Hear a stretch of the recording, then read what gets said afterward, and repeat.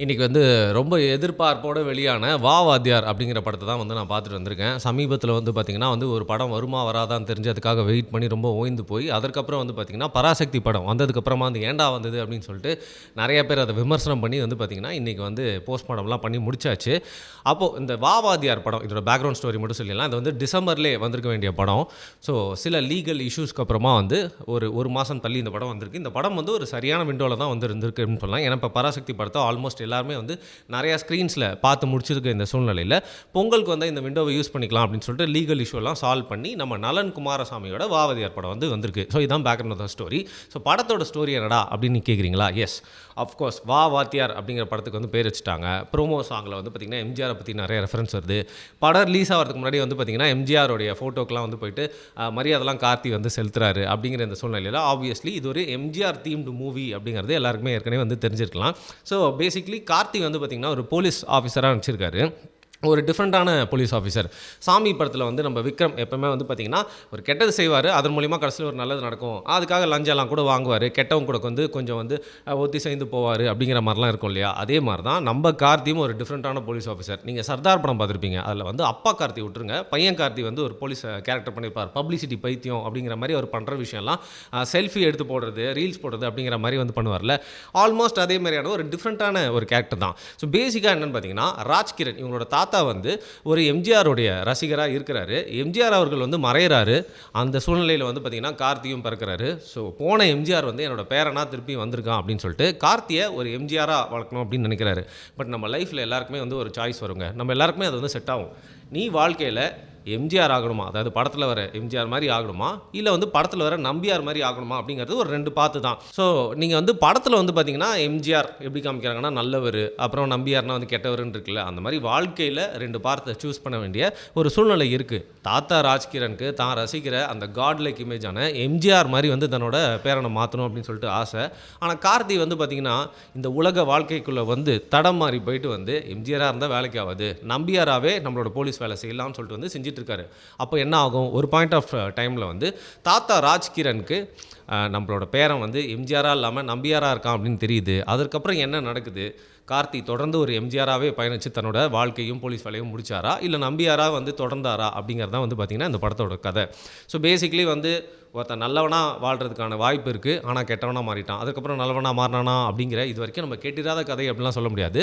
இது வந்து நிறைய வாட்டி நம்ம ஒரு பார்த்த ஃபார்முலா அப்படின்னு சொல்லலாம். அந்த பார்த்த ஃபார்முலாவை நான் வந்து கமர்ஷியல் படத்தை எடுக்க கிராக் பண்ணிட்டேன் அப்படின்னு சொல்லிட்டு தன்னுடைய இன்டர்வியூஸ் எல்லாம் சொன்னேன். நலன் குமாரசாமி அவரோட டச்சோட வந்து எடுக்க முடிந்திருக்காரு. இதில் வந்து பார்த்திங்கன்னா கடைசியில் என்ன நடக்குது அப்படிங்கிறதையும் தாண்டி இதோட ட்ரீட்மெண்ட் அப்படிங்கிறத ஏதோ ஒரு ட்ரை பண்ணியிருக்காரு. பட் எப்படி முடிஞ்சிருக்கு அப்படிங்கிறத நான் வந்து எண்டில் சொல்கிறேன். ஸோ பேசிக்லி பர்ஃபார்மன்ஸ் படி பார்த்தா வந்து கார்த்தி எவ்வளோ டிஃப்ரெண்ட்டான ரோல் குடிச்சாலும் வந்து நடிப்பார். அதை வந்து ரொம்ப ஒரு டிஃப்ரெண்ட்டான ரோலாக இருந்தாலும் அடுத்த லெவலுக்கு வந்து தன்னோட நடிப்பு மூலியமாக எடுத்துகிட்டு போக முடியும் அப்படிங்கிறத இன்னொரு முறையும் வந்து நிரூபிச்சிருக்காரு அப்படின்னு சொல்லலாம். இந்த துரு அப்படின்னு இருக்கிறதுல வந்து பார்த்திங்கன்னா அவர்கிட்ட வந்து அடிச்சிக்கவே முடியாது. எப்போவுமே வந்து ரொம்ப ஸ்பீடான கேரக்டர் வந்து பார்த்திங்கன்னா இன்னும் ஃபாஸ்ட்டாகி பண்ணிட்டு போயிட்டே இருப்பார்.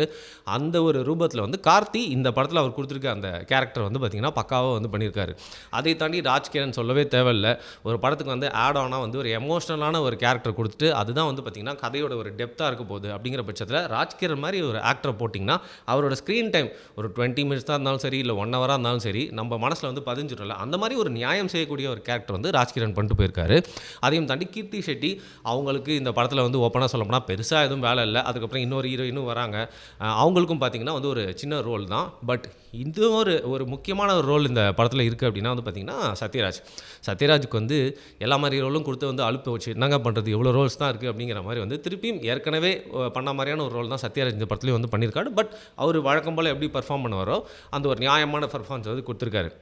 ஸோ பேசிக்லி வந்து பார்த்திங்கன்னா மக்களுக்கெல்லாம் கெட்டது நடக்குது அப்படின்னு தெரிஞ்சோன்னா ஒருத்தன் வந்து நல்லவனாக மாறுவான். பட் நல்லவனாக மாறுறதுக்கும் வந்து பார்த்திங்கன்னா ஒரு முக்கியமான turning point event, life changing event நடக்கணும்ல. அப்பேற்பட்ட ஈவெண்ட் நடந்தோடனே கார்த்தி எப்படி மாறுறாது அப்படிங்கிறது வந்து ஒரு நல்ல டிரான்சிஷனோட ரொம்ப இன்ட்ரெஸ்டிங்காக வந்து காமிச்சிருக்கலாம். பட் ஃபஸ்ட் ஹாஃப்லேயே வந்து பார்த்திங்கன்னா ஒரு ட்ரீட்மெண்ட் புதுசாக நலன் குமாரசாமியோட ஒரு படத்தை வந்து பார்த்துட்ருக்கோம் அப்படின்னாலும் ஏற்கனவே நம்ம நிறைய வாட்டி பார்த்து பழகி போன கதை அப்படிங்கிறனால ஈஸியாக இது வந்து ப்ரெடிக்டபிளாக இருக்குது அப்படின்னே வந்து சொல்லலாம். சரி, ப்ரெடிக்டபிள் கூட இருந்துட்டு போயிடுது. ஒரு 4-5 சீன் வச்சு நல்ல நலன் குமாரசாமி ஃபார் எக்ஸாம்பிள் ஏற்கனவே அவரோட பழைய படத்தை எடுத்துகிட்டு வராதீங்கப்பா, அவரோட புது படத்தை பற்றி பேசுங்க அப்படின்னு நம்மளால் வந்து ஈஸியாக கடந்து போக முடியல.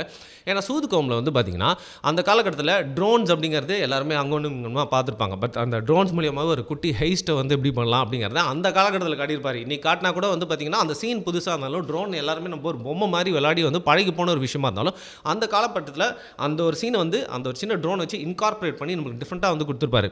இது வந்து ஒரு டேரக்டரல் டச் அப்படின்னு வந்து சொல்லலாம். அந்த மாதிரி வந்து நலன் குமாரசாமியோட படம் ரொம்ப நாளுக்கு அப்புறம் வந்து வருது. இவர் வந்து 2 படம் தான் எடுத்திருக்காரு. ஏன்டா சில்லறையை சதற விட்றீங்க அப்படின்னு சொல்லிட்டு நலன் குமாரசாமி ஃபேன்ஸ் கிட்ட போய் கேட்டிங்கன்னா கொந்தளிச்சிருவாங்க. ஏன்னா அந்த ஃபேனில் நானும் ஒருத்தன் அப்படின்னு சொல்லலாம். ஏன்னா சூதுகோம் அப்படிங்கிறது ஒரு கேம் சேஞ்சர். தமிழ் சினிமாவில் ஒரு நியூ வேவ் சினிமாவாக அந்த டைமில் வந்து அட்டகத்தியாக இருக்கலாம், அதுக்கப்புறம் பீட்சா, சூதுகோம் இதெல்லாமே வந்து பார்த்திங்கன்னா ஒரு புது வேவ் ஆரம்பிச்சு வச்சுது. அப்பேற்பட்ட ஒரு பெரிய எதிர்பார்ப்பை உண்டாக்குன ஒரு டேரக்டர், நிறைய ஒரு ஸ்டஃபாக பேசக்கூடிய ஒரு டேரக்டர். அதுக்கப்புறம் 2வது ஒரு படம் வந்து பார்த்திங்கன்னா மை டெஸ்பராடோ அப்படிங்கிற ஒரு படம் தான். அந்த கொரியன் படத்தையே ரீமேக்காக எடுக்கிறாரு, காதலும் கடந்து போகும்னு சொல்லிட்டு. One of my favourite movies.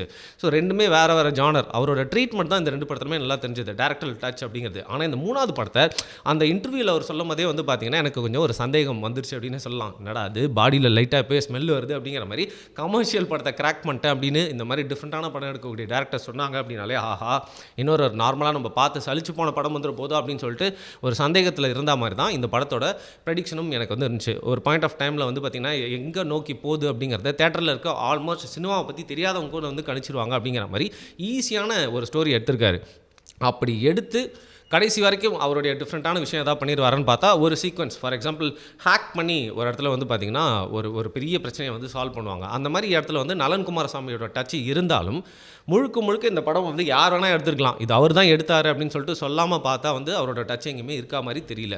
இது வந்து இந்த படத்தோட ஒரு பெரிய டிசப்பாயின்மெண்ட் அப்படின்னே சொல்லலாம். ஏன்னா இந்த படத்தை வந்து நாங்கள் கார்த்திக்காக பார்க்குறோம் அப்படின்னு சொன்னால் கூட இன்னும் பாதி பேர் வந்து இந்த டேரக்டருக்காக பார்க்க போகிறோம் அப்படின்றப்போ எக்ஸ்பெக்ட் பண்ண மாதிரி இந்த படத்தில் எதுவுமே இல்லை அப்படிங்கிறது ஒரு பேடான விஷயம் தான். ஸோ இந்த படம் வந்து பார்த்திங்கன்னா இந்த வீக்காக நீங்கள் போயிட்டு ஒரு படம் பார்க்கணும், ரொம்ப ஜாலியாக இருக்கணும், பராசக்தியும் பார்த்து முடிச்சிட்டிங்க, இந்த வாரம் ஒரு ஜாலியான தமிழ் படம் பார்க்கணும் அப்படின்னு நீங்கள் நினச்சிங்க அப்படின்னா ஒன் டைம் வாட்சபிளாக இருக்குது. தாண்டி இந்த படத்தில் வந்து புதுசாக டேக்அவே தமிழ் சினிமாக்கு அந்த படம் தான் கான்ட்ரிபியூட் பண்ணியிருக்கா. நலன் குமாரசாமியோட ஃபில்மோகிராஃபியில் இந்த படம் வந்து எங்கே இருக்குது அப்படின்னு கேட்டிங்கன்னா ஆப்வியஸ்லி 3வது படம் மாதிரியே வந்து பார்த்திங்கன்னா 3rd பிளேஸ் தான் இந்த படத்துக்கு வந்து கொடுக்கப்பட்டோம். அப்பேற்பட்ட சூழ்நிலையில் இந்த படத்தில் வந்து இதையும் தாண்டி சந்தோஷ் நாராயணன் அவரோட ஒரு பெரிய ஃபேன் நான். அண்ட் இவர் கூட வந்து பார்த்திங்கன்னா 2 படத்தில் ஒரு நிறைய ஹிட் சாங்ஸ்லாம் வந்து கொடுத்துருக்காரு. பட் இந்த படத்தில் வந்து கத்துன்னு கத்துறா மாதிரி இருக்குது. பிஜிஎம்மில் வழக்கம் போல் சனா வந்து அந்த படத்துக்கு என்ன தேவையோ கொடுத்துருந்தாலும் ரொம்ப ரசிக்கும்படியான பாடல்கள் இல்லை அப்படிங்கிறதும் ரொம்ப ஒரு பேடான விஷயமா இருக்குது. அதை தாண்டி வந்து இந்த படத்தோட நீளம் வந்து ஓரளவுக்கு பரவாயில்ல தான். 2 ஹவர் 10 நிமிஷம் ஓடக்கூடிய இந்த படம் வந்து கொஞ்சம் ஸ்பீடாக ஓடி முடிஞ்சாலும் இந்த படத்தில் நம்ம ஏற்கனவே சொன்ன மாதிரி பார்த்து ஸ்பெஷலாக ஒரு டேக்அவே இல்லை அப்படிங்கிறனால ஒரு பெரிய டிசப்பாயின்மெண்ட் தான்.